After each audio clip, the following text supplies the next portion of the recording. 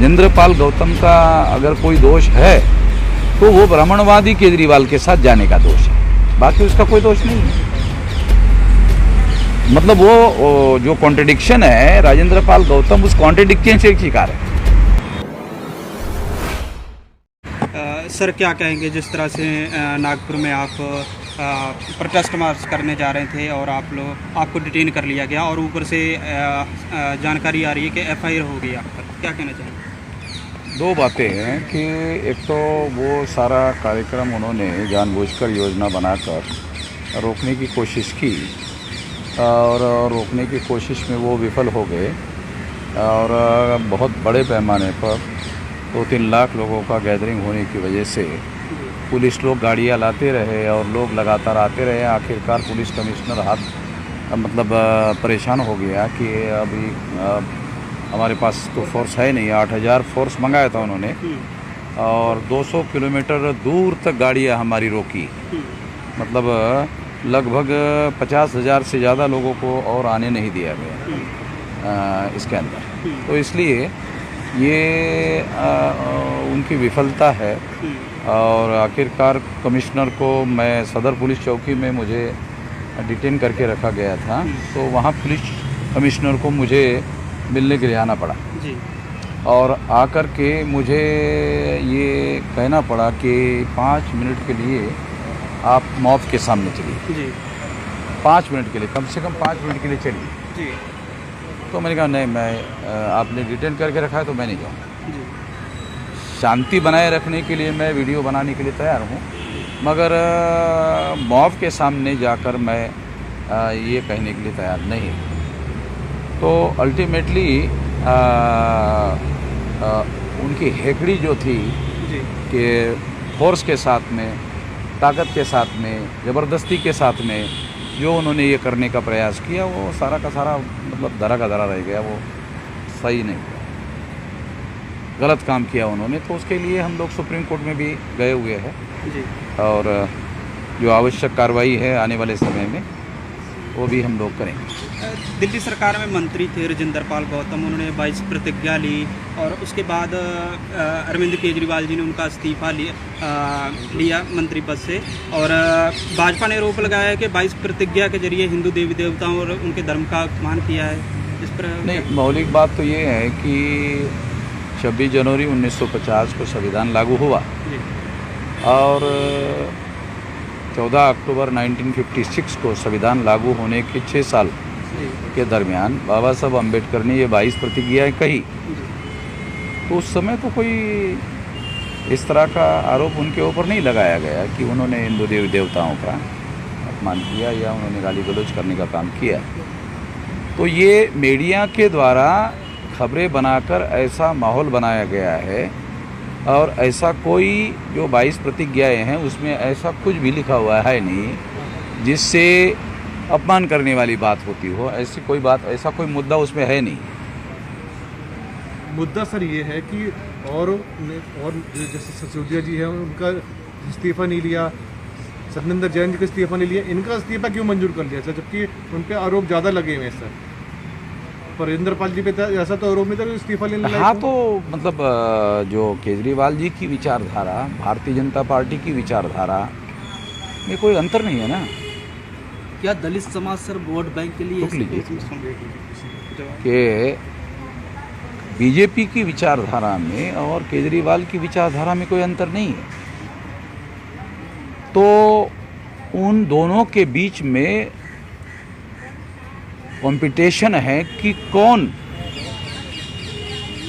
राम भक्त लोगों को, ब्राह्मणवादी लोगों को, ब्राह्मणवाद के प्रभाव में आए हुए गुमराह लोगों को अपने साथ रख सकता है। अगर राजेंद्र पाल गौतम का अगर कोई दोष है तो वो ब्राह्मणवादी केजरीवाल के साथ जाने का दोष है, बाकी उसका कोई दोष नहीं है। मतलब वो जो कॉन्ट्रडिक्शन है, राजेंद्र पाल गौतम उस कॉन्ट्रडिक्शन से शिकार है। क्योंकि केजरीवाल बहुत प्रगतिशील आदमी है, बहुत क्रांतिकारी आदमी है, इसलिए राजेंद्र पाल गौतम उनके साथ गए हैं, ऐसा नहीं है। केजरीवाल की विचारधारा और बीजेपी की विचारधारा एक ही है। और उसमें राजेंद्र पाल गौतम घुस गए। ये कॉन्ट्रेडिक्शन है, उस कॉन्ट्रेडिक्शन के राजेंद्र पाल गौतम शिकार हो गए। राजेंद्र पाल गौतम ने अपने से मान लिया कि केजरीवाल क्रांतिकारी है, मगर वो है नहीं। इससे ये बात प्रमाणित हो गई कि केजरीवाल ने इनका इस्तीफा स्वीकार किया, बाकी लोगों का नहीं किया। इस एक्शन से ये प्रूव हो गया कि केजरीवाल जी जिस विचारधारा को मानते हैं उसके हिसाब से उन्हें इस्तीफा लिया, मगर राजेंद्र पाल गौतम जी ने मिसअंडरस्टैंडिंग अपना कर लिया कि अरे यार केजरीवाल तो क्रांतिकारी आदमी है, उनके साथ जाना चाहिए। ये गलती केजरीवाल की नहीं है, ये गलती राजेंद्र पाल जी की है। तो कहीं ना कहीं दोषी मानने सर बीजेपी और आप में कोई फर्क नहीं रह गया सर? है ही नहीं ना, है ही नहीं, फर्क है ही नहीं। ये फर्क है तो फिर हम ही चले जाते, अगर फर्क होता तो। चुनाव में फर्क पड़ेगा सर इससे कुछ? है चुनावों में जनता देखेगी सर कि क्या आम अभी क्या है, बीजेपी के पास में कुछ मुद्दे तो है नहीं, वो कुछ कर तो है नहीं रहे। वो इसी तरह का मीडिया को अपने साथ लेकर के हंगामा खड़ा करते रहते हैं। जो मूल मुद्दे हैं उन मूल मुद्दों को सॉल्व करने की दृष्टि से तो वो कुछ करते नहीं है। और नरेंद्र मोदी जी 2024 के लिए अलग अलग मंदिरों में जाकर अपना भजन कीर्तन करने का काम कर रहे हैं, या उनके लिए करोड़ों रुपए जो है जनता के टैक्स के वो दे करके मंदिरों का वो करने का काम कर रहे हैं। जिस तरह से नागपुर में मार्च किया तो उसका आप कैसा मैसेज समझते हैं? सारे देश भर में जो हमारे से सहमत नहीं थे सारे सहमत हो गए जी कि एक वामन मेश्राम ही है जो आरएसएस के हेडक्वार्टर पर मोर्चा लेकर जाने के बारे में सोच सकता है। तो हमने केवल सोचा नहीं, लेकर जाने का काम किया और 2-3 लाख लोग इकट्ठा किया सारे देश भर से। जिस तरह ऐसा किसी के दिमाग में भी नहीं आ सकता, वो हमने करके दिखाया। जिस तरह आपकी बदसलूकी हुई उन पुलिस वालों की कोई कार्रवाई की कदम हुआ? जिस तरह आपके बदसलूकी हुआ उस पुलिस वालों के खिलाफ कोई कदम उठाए हैं? वो तो कोर्ट में जा रहा है मैम। जैसे फॉर एग्जांपल उन्होंने कमिश्नर ने कहा कि हमें डिटेन करने के पहले नोटिस दिया, झूठ है, उसका हमारे पास सबूत है। डिटेन करने के पहले मेरे पास वीडियो है कि मैंने उन पुलिस अधिकारियों को डिटेन करने के पहले मुझे नोटिस देने के लिए कहा, उसके वीडियो है। उन्होंने कोई नोटिस नहीं दिया, वो डिटेन करके लेके गए और फिर छोड़ने के बाद दिया तो हमने वो नोटिस स्वीकार करते हुए उसमें टाइम लिखा, तो वो डॉक्यूमेंट्री एविडेंस हो गया कि उन्होंने नोटिस नहीं दिया। अब ये जो पुलिस कमिश्नर का बयान जो झूठा बयान है उसी को आधार बनाकर उसके खिलाफ केस हो जाएगा, उसके खिलाफ डिफेमेशन का भी केस हो जाएगा, उसके खिलाफ एट्रोसिटी का भी केस हो जाएगा। दोनों केस डाल रहा हूँ। ये दोनों केस डालने का ऐलान मैंने 9 तारीख को किया, 9 तारीख को, और 9 तारीख को इसी वजह से पुलिस कमिश्नर ने जब मेरा बयान देखा तो 7:33 को उन्होंने मेरे खिलाफ एफआईआर कर दिया। 5 तारीख के भाषण के लिए एफआईआर किया 9 तारीख को, भाषण मेरा है 5 तारीख को, और वहाँ वो कह रहे हैं कि मैंने गैर कानूनी बातें की, बल्कि मैंने वहाँ ये कहा कि अगर कोई गैर कानूनी तरीके से हमारे आंदोलन में गड़बड़ी करने की कोशिश करेगा तो मैं उसको पुलिस को हैंडओवर कर दूंगा। मैं तो ये बात कहा, वो वीडियो हमारे पास सारा का सारा रिकॉर्डेड है। सर 2024 का चुनाव नज़दीक आ रहा है, इस विषय में आपका संगठन और किस तरफ जाने की? देखो, अब मैं जिस संगठन और आंदोलन की बात कर रहा हूँ, भारत मुक्ति मोर्चा और बहुजन क्रांति मोर्चा, कोई राजनीतिक दल तो है नहीं, मगर 2024 में बीजेपी चुनाव जीत कर नहीं आए इसके लिए हम कोशिश करेंगे। क्या बीएसपी को आप समर्थन करेंगे? बीएसपी को खत्म करने की कोशिश करेंगे, ऐलानिया कह रहा हूँ, खत्म करने की कोशिश करेंगे। मायावती का चैप्टर क्लोज करना बहुत ज़रूरी है, क्योंकि रिपब्लिकन पार्टी ने महाराष्ट्र में जो मतलब गंदा खेल खेला, वो सेम गंदा खेल अभी मायावती खेल रही है, उसका खात्मा बहुत ज़्यादा ज़रूरी है। बीजेपी में और मायावती में कोई अंतर नहीं है। तो सर आपके हिसाब से 2024 में कौन सी पार्टी आनी चाहिए? 2024 में किसकी पार्टी की सरकार बननी चाहिए? इसी से बीजेपी को खत्म करने के लिए मतलब दानव और राक्षस में से चुनना पड़े तो हम चुनेंगे। ये तो देखो आंदोलन है, इसमें काशीराम जी से हम काशीराम जी से प्रेरणा लेकर काम करते, तो उन्होंने भी तो ऐसा किया। बसपा ने इतना कुठाराघात किया सर देश पे, ऐसा क्या कारण है जो आप बसपा को इतना सर नाराज है? मायावती के प्रति आप लोगों का प्रेम जो है ना, मुझे हैरानी होती है, ऐसा क्या बड़ी हैरानी होती है। क्या आप किया? लोगों का प्रेम मुझे बड़ा हैरानी लगता है। पत्रकारों का, तुम आप कार्यकर्ता हो कि पत्रकार हो? पत्रकार पर सर उनकी मुझे लगता तो जानकारी है नहीं कि आप पत्रकार हो। उनकी जानकारी तो जनता को दिखानी नहीं सर। उसके लिए आपसे पूछना चाह रहे हैं कि बसपा ने ऐसा क्या किया जो उसको आप धरातल से हटाना चाहते हैं? देखो, बसपा के 5 साल उसकी ये रही, 5 साल में अगर वो चाहे तो हमारे लोगों के लिए रिजर्वेशन इन प्रमोशन का कानून बना सकती थी। हाई कोर्ट ने कहा भी आप कानून बना सकती है, आप बनाइए, बगैर कानून के आप ऐसा नहीं कर सकती। रिजेक्ट कर दिया, सुप्रीम कोर्ट ने भी रिजेक्ट कर दिया। एक एग्जाम्पल के तौर पर बता रहा हूं।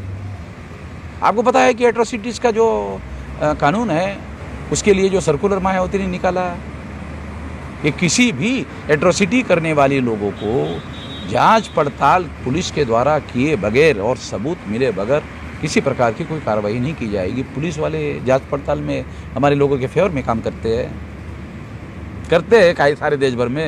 नहीं करते। और जनगणना के वैसे में सर कुछ कह सकते? जनगणना ओबीसी की जाति आधारित जनगणना हमारे चौधरी विकास पटेल जी है। तो राष्ट्र सारे देश भर में अभी हम लोगों ने 29 नवंबर को भारत बंद कर रखा है, ऐलान किया हुआ है। भारत बंद होगा। शुरुआत कहाँ से करेंगे सर? है?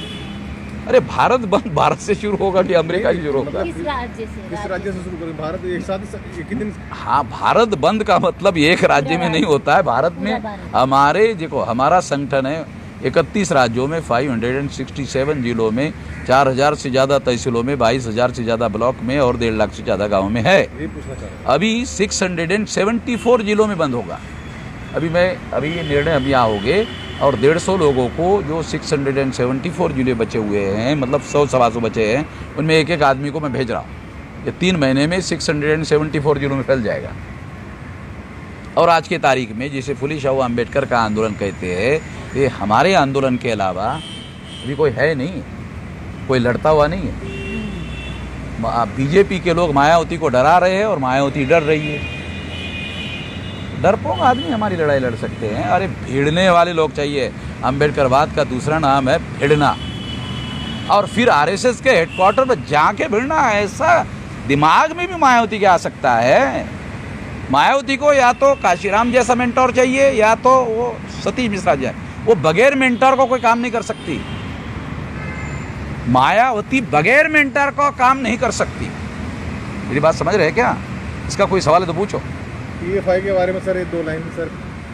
पीएफआई के बारे में केवल इतना कहना है कि अजमेर बम ब्लास्ट में आरएसएस के कार्यकर्ता को आजीवन कारावास हुआ, पीएफआई के किसी कार्यकर्ता को आजीवन कारावास हुआ, ऐसा कोई सबूत अभी तक भारत सरकार ने पेश नहीं किया।